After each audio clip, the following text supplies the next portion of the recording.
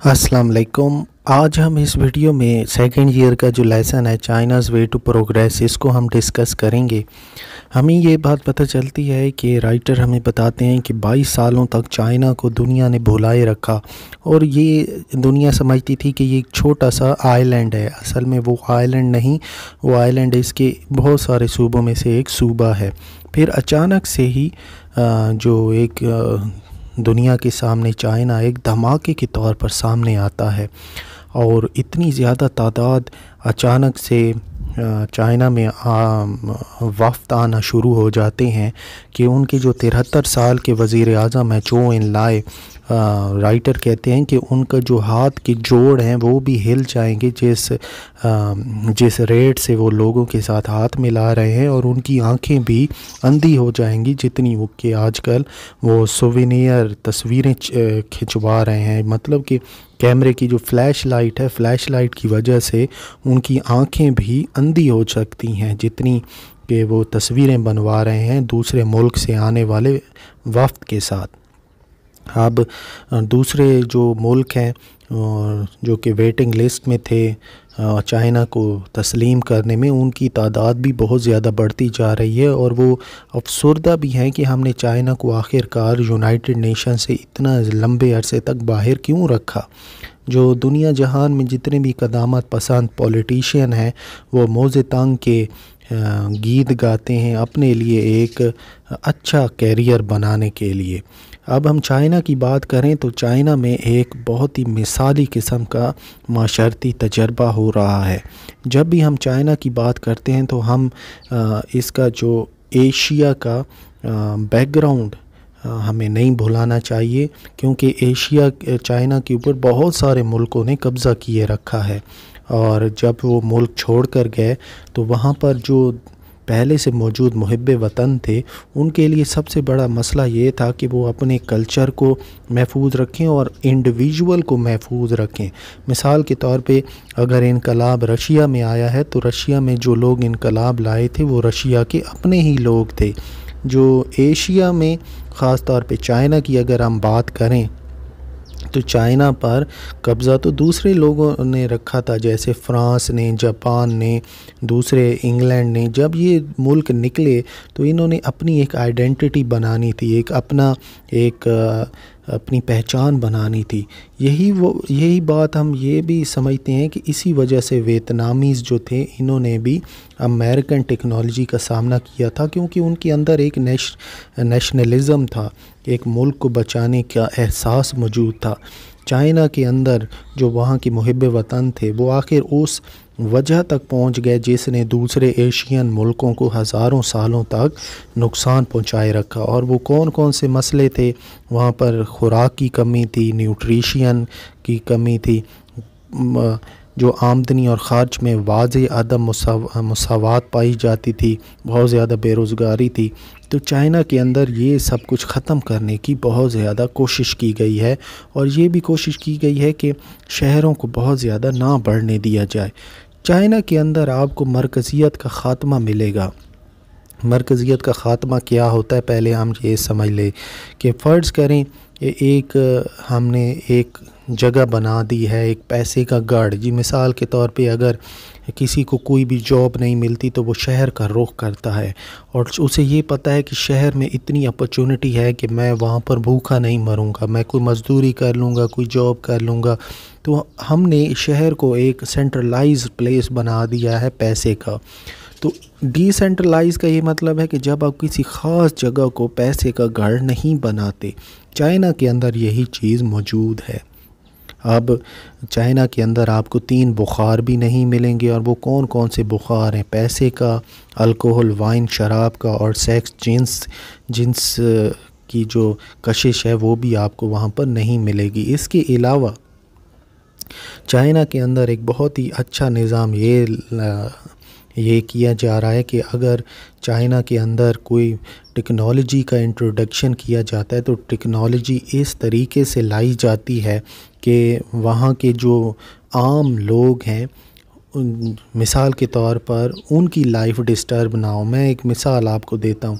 अगर एक चाइना के अंदर एक आदमी है वो खेती बाड़ी करता है, अब मिसाल के तौर पे वो जो हल चलाता है खेत के अंदर, हल चलाने के लिए अगर चाइना की गवर्नमेंट ट्रैक्टर प्रोवाइड करती है तो वो जो पहले हल चला रहा था आदमी वो तो बेरोज़गार हो जाएगा।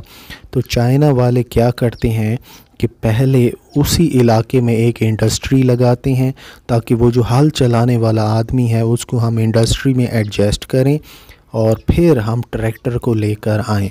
तो हमने किसी भी सूरत उस आदमी को बेरोज़गार नहीं करना जो पहले काम कर रहा था खेत के अंदर। अगर हमने उसको बेरोज़गार कर दिया तो वो तो चलेगा शहर की तरफ, और शहर में अगर वो जाएगा तो शहर की आबादी बढ़ेगी, शहर की आबादी बढ़ेगी तो और भी ज़्यादा वहाँ पर मसले मसाइल बनेंगे।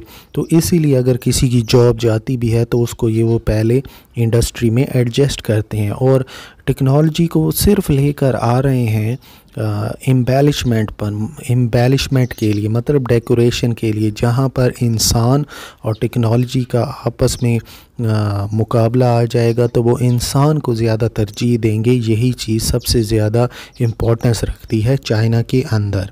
चाइना के अंदर जो 26 प्रोविंसेस हैं और तकरीबन इनका आपस में फ़ासला कितना है 4400, यानी अगर किसी ने भी हमला किया चाइना के ऊपर तो वो इंसानों को मारते मारते मारते उसके पर गोलियां ख़त्म हो जाएंगी, इंसान ख़त्म नहीं होने वाले। अब यही बात है कि टॉमस हॉब ने किताब लिखी लेविथियन, उसमें ये कहता है कि इंसान की हालत ऐसी है कि वो हर किसी के ख़िलाफ़ अगेंस्ट वॉर में है। लेकिन चाइना के अंदर क्या हो रही है, एजुकेशन, री एजुकेशन, लोगों को तालीम दी जा रही है, लोगों को ये बताया जा रहा है, उनके अंदर फिलंथ्रॉपी यानी इंसानों की मोहब्बत पैदा की जा रही है। और कोशिश चाइना यही कर रहा है कि हम मॉडर्नाइजेशन को इस तरह से लेकर आएँ कि हम वो डेकोरेशन के तौर पर जहाँ पर इंसान और मशीन का मुकाबला आ जाए तो इंसान को ही हमने इम्पोर्टेंस देनी है। और साथ में उनके मोज़े तंग हैं, उन्होंने अखबार को इंटरव्यू देते हुए यही आवाम से रिक्वेस्ट की कि आप इंडिजिनस मतलब नेटिव चीज़ों को ज़्यादा इस्तेमाल करें। जो नेटिव चीज़ अगर ख़राब भी हो जाती है तो वो फ़ौरन हम रिपेयर करके आपको दे सकते हैं। यानी वो ये कहने का उनका ये मतलब है कि आप फ़ौरन जो गैर मुल्की चीज़ें हैं उनको इतना इम्पोर्टेंस ना दें, इतना इस्तेमाल ना करें और अपनी चीज़ों को आप ज़्यादा इस्तेमाल करें। हमें ये बताया जाता है इस लेसन में कि एक 16 साल की बच्ची जो है वो किस तरह से अपना दिन गुजारती है। और अब हम ये भी जानते हैं, ये जी वेंसू इसका नाम है, ये पिंगपू शंघाई में रहती है, तीसरी क्लास में पढ़ती है, अपना डिप्लोमा लेने वाली है। 6 बजे उठती है, घर के काम करती है, एक ब्रेकफास्ट, स्कूल जाती है, 11 बजे छुट्टी हो जाती है, फिर घर आती है, लंच करती है, 1:30 पे दोबारा स्कूल जाती है, 3 बजे तक स्कूल रहती है, घर आती है, काम करती है और होमवर्क जो है वो स्कूल में ही कर लेती है। लेसन को पढ़ती है, 4 बजे वो रिलैक्स करती है, अखबार पढ़ती है, रेडियो सुनती है। और ज़्यादातर उसको सियासत की न्यूज़ में ज़्यादा इंटरेस्ट है और फिर अपने दोस्तों के साथ वो टेबल टेनिस यानी पिंग पोंग भी खेलती है। चाइनीज़ वुमेन का हम जहाँ तक बात करें तो चाइनीज़ वुमेन जो हैं बहुत ज़्यादा उनको सोशल बेनिफिट्स भी मिलते हैं। ना तो जब वेस्टर्न औरतें चाइना के बारे में बात करती हैं तो वो कहती हैं कि वो बहुत ही बेचारी सी ज़िंदगी गुजार रही होंगी, ना तो कोई ब्यूटी प्रोडक्ट्स है, ना मेंशन है सेक्स का, फिल्म और लिटरेचर में ओपियम में ड्रग भी नहीं मौजूद। तो लेकिन वो कहते हैं कि औरतें जो हैं उन्होंने आधा आसमान वो संभाला हुआ है और उनको अपना काम करना होगा। इसीलिए औरतें जो हैं वो 8 घंटे काम करती हैं। हॉस्पिटलाइजेशन उनकी बिल्कुल फ्री है। नर्सरी, इन्फेंट, स्कूल 56 दिन पहले उनको बच्चा पैदा करने की उनको छुट्टी दे दी जाती है और कोई उनकी तनख्वाह भी नहीं कटती। और चाइनीज़ जो हैं वो वर्क कर रही हैं दुनिया के अंदर और वो खुश हैं अपनी ज़िंदगी से और वो ये ख्वाहिश करती हैं कि मगरिब की औरतों को भी इतने फ़ायदे मिलें जितने कि हमें मिल रहे हैं। चाइना के अंदर एक समाजी तहफ़्फ़ुज़ के काफ़ी फ़वाइद भी बयान किए गए हैं इस लेसन के अंदर। मिसाल के तौर पे बीजिंग के अंदर 12 से 14 युआन एक मंथ का ख़र्चा है, जिसमें से 10 बोर्ड की तरफ चले जाते हैं, 3-4 रेंट की तरफ चले जाते हैं। जो वर्कर्स हैं वो फैक्ट्री के अंदर ही घरों में रहते हैं, एग्रीकल्चर कम्यून में हाउसिंग बिल्कुल फ्री है। छोटे छोटे एक्सपेंसेस जो सिनेमा, थिएटर, हेयर कट, वो उनका वजूद ही नहीं है। जो मेडिकल और हॉस्पिटल ट्रीटमेंट बिल्कुल फ्री है चाइनीज़ वर्कर्स के लिए, और फैमिली को सिर्फ 50% देना पड़ेगा। सिख वर्कर्स को टोटल पे चेक पहले 6 महीने का मिलता है, उसके बाद 60% मिलता है। पेशेंट का अगर को बहुत मनी प्रॉब्लम है तो कंपनी स्टेप इन करती है, उसकी डायरेक्ट मदद करती है। और रिटायरमेंट 60 साल की उम्र में है अगर वो क्लरिकल काम, फीमेल की 50 साल की उम्र में है। इसी के साथ इनकी जो एक पेंशन भी मिलती है, और पेंशन जो है वो 50 से 70% जो वर्कर की आखिरी तनख्वाह पर डिपेंड करती है। कैफेटेरिया का टाइम टेबल भी इस तरह से रखा गया है कि वो वर्क के साथ क्लैश ना करे। 56 दिन पहले फ़ीमेल को छुट्टी दे दी जाती है अगर उन्होंने बच्चे को जन्म देना होता है। हर फैक्ट्री के अंदर एक न्यूट्रिशन सेंटर बना होता है। मिसाल के तौर पे एक औरत आती है, वर्कर है, वो अपने बच्चे को वहाँ पर दाखिल करवाएगी, वहाँ एक डाइटिशियन है, वो उसका देखभाल करेगी, और जो फीमेल वर्कर है वो बड़े पुरसकून तरीके से अपना काम करेगी। साथ में ये भी बात देखी गई है कि चाइना के अंदर सिर्फ 2 छुट्टियां होती हैं। एक एनुअल लीव होती है जो कि अक्टूबर 1 जिसको चाइना आज़ाद हुआ था, और मई 1 जो कि मज़दूरों का आलमी दिन है। इसी के साथ उनको 1 वीक लीव भी दी जाती है, 2 वीक भी मिलती है अगर वो फैमिली से बहुत दूर रहता है।